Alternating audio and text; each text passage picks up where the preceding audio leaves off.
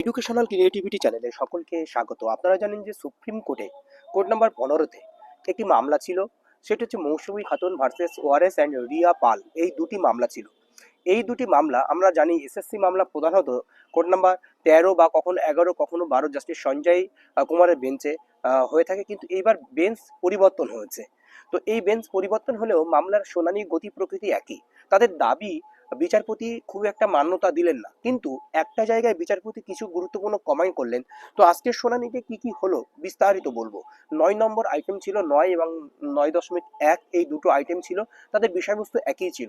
আপনারা দেখেছিলেন যে ডব্লিউবিসিএসএসসির পক্ষ থেকে কল্যাণ বন্দ্যোপাধ্যায় সিনিয়র অ্যাডভোকেট, উনি অ্যাপিয়ার করেছিলেন এবং পিটিশনার পক্ষে অ্যাডভোকেট ছিলেন।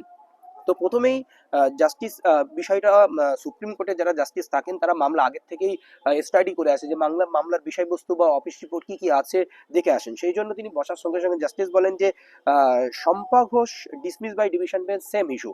Shampa Ghosh already division bench dismiss করেছে, এটাও তো সেম ইস্যু। পিটিশনার অ্যাডভোকেট বলেন সেম ইস্যু হলেও এখানে দুটি বিষয় রয়েছে, সেই দুটি বিষয় এখনো ডিসাইড করা হয়নি বা পিটিশনার অ্যাডভোকেট বোঝানোর চেষ্টা করেন, কিন্তু জাস্টিস বলেন যে একই বিষয়, আপনি কেন এখন এসেছেন, এই সমস্ত বিষয় কিন্তু পিটিশনার অ্যাডভোকেট খুব ভালো করেই বোঝানোর চেষ্টা করেন। এবং জাস্টিস আবারও যেই আগের বিষয়টি যে শম্পা ঘোষের ডিসমিস হয়েছে বাই ডিভিশন বেঞ্চ, সেই বিষয়টি তুলে ধরেন। পিটিশনার অ্যাডভোকেট যে বিষয়টি ঘটেছে, 1806 জনের যে লিস্ট প্রকাশ করেছে, তাদের প্রথমে অ্যাডমিট কার্ড দিয়ে তাদের অ্যাডমিট কার্ড তুলে নেয় এবং সেই সমস্ত ক্যান্ডিডেটের কথা বলেন।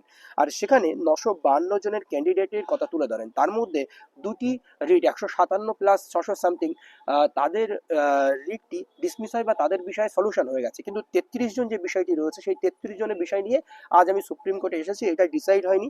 এই সমস্যাটা খুব একটা গুরুতর কিছু নয়। আর আমি এই দুটো বিষয় একটু বোঝাতে চাইছি, পিটিশনার অ্যাডভোকেট তুলে ধরেন। তো তারপরেই বলেন যে 33 জন যে ক্যান্ডিডেট রয়েছে তাদের একটু মানে মাইনর ইরর বা মিসম্যাচ রয়েছে, সেটা সম্পূর্ণ কমিশনের ভুল, ক্যান্ডিডেটের সম্পূর্ণ ভুল নয়। এবং তিনি বলেন যে 952 জনের মধ্যে যাদের ওএমআর মিসম্যাচ বা র্যাঙ্ক জাম্পিং যে এই সমস্ত বিষয়গুলো ছিল, কিন্তু 33 জনের বিষয়টা সম্পূর্ণ ভিন্ন এবং তাদের মাইনার ইরো, তারা টেন্টেড ক্যান্ডিডেটের মধ্যে নয়। এই সমস্ত বিষয় বোঝানোর চেষ্টা করেন। তখন জাস্টিস বলেন প্লিজ পেজ নাম্বার 52 অ্যান্ড 61 এবং প্যারা 10 আপনি পড়ুন। তখন পিটিশনার অ্যাডভোকেট পড়েন এবং শম্পা ঘোষের যে বিষয়গুলো ছিল সেই বিষয়গুলোতে কি কি উত্থাপন হয়েছিল সেটাই বোঝানোর চেষ্টা করেন। জাস্টিস বলেন আমাদের সবকিছু আমরা ডিভিশন বেঞ্চে হয়েছে, কিন্তু আমাদের না শুনেই সবকিছু অর্ডার দেওয়া হয়েছে এবং আমাদের বঞ্চিত হয়েছে, আমরা পরীক্ষায় বসতে পারি না, আমাদের ক্ষতি হচ্ছে। তখন জাস্টিস বলেন আপনি কেন রিভিউ করেননি, তখন ওই অর্ডারকে কেন চ্যালেঞ্জ করেননি বা রিভিউ করেননি। তখন পিটিশনার অ্যাডভোকেট বলেন আমরা সবকিছু আপিল করেছি, আমরা সবকিছুই রিভিউ করেছি, কিন্তু আমাদের কখনোই কোনো বেঞ্চে আমাদের দাবি শোনা হয়নি। এইভাবে বোঝানোর চেষ্টা করেন এবং বিচারপতি আবারও তার স্পষ্ট বার্তা কি ছিল সেটাও জানিয়ে দেন। এবং পিটিশনার অ্যাডভোকেট বারবার বোঝানোর চেষ্টা করেন, কিন্তু বিচারপতি সেই মামলাটি শুনলেন না। কারণ আপনারা জানেন যে জাস্টিস সঞ্জয় কুমারের বেঞ্চে যেভাবে মামলা শোনা হয়, আজও ঠিক এই বেঞ্চে একই রকম পরিস্থিতি তৈরি হলো। মামলা অলরেডি ডিভিশন বেঞ্চ এই করেছে ওই করেছে এই সমস্ত বিষয় বলে মামলাটি শুনলেন না এবং পিটিশনার অ্যাডভোকেট বললেন দরকার হলে আপনি কলকাতা হাইকোর্টে যান, সেটা রিভিউ করে নিতে ইত্যাদি এরকম বলে বুঝিয়ে দেন, কিন্তু কলকাতা হাইকোর্টে যাওয়ার তো কোনো আর জায়গা নেই। মামলা এখন রিভিউ করতে হবে, রিভিউ করেও কাজ হবে না, কারণ এসএসসি মামলা আর কিছুই হচ্ছে না, এটাই মূল বিষয়। তিনি বিস্তারিত আর কিছুই শুনলেন না। তখন কল্যাণ বন্দ্যোপাধ্যায় ছিলেন, তখন বললেন এটা 9 আর 9.9 বোথ। তখন বিচারপতি বলে হ্যাঁ দুটি আমি অর্ডার দেবো।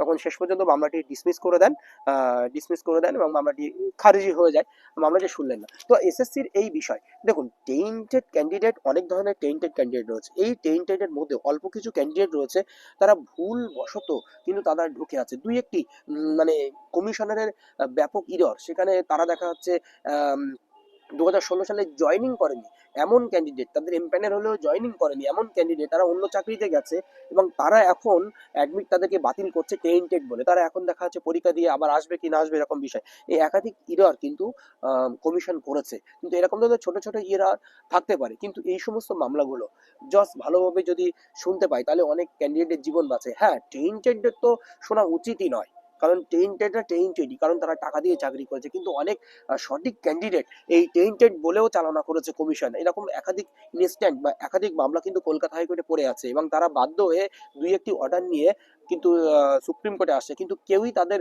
বক্তব্য শুনছেন না। যেমনটা আনটেন্টেড ক্যান্ডিডেটের বক্তব্য কোনো বিচারপতি শুনতে চাননি, এখানেও বিষয়টা দুই একজন মানে ফাঁক গলিয়ে বেরিয়ে যাচ্ছে, টেন্টেডের মধ্যে দুই একটা ভালো ক্যান্ডিডেট হয়তো চলে যাচ্ছে, এরকম বিষয় কিন্তু ঘটছে। ধন্যবাদ, এইটুকুই ছিল আপডেট।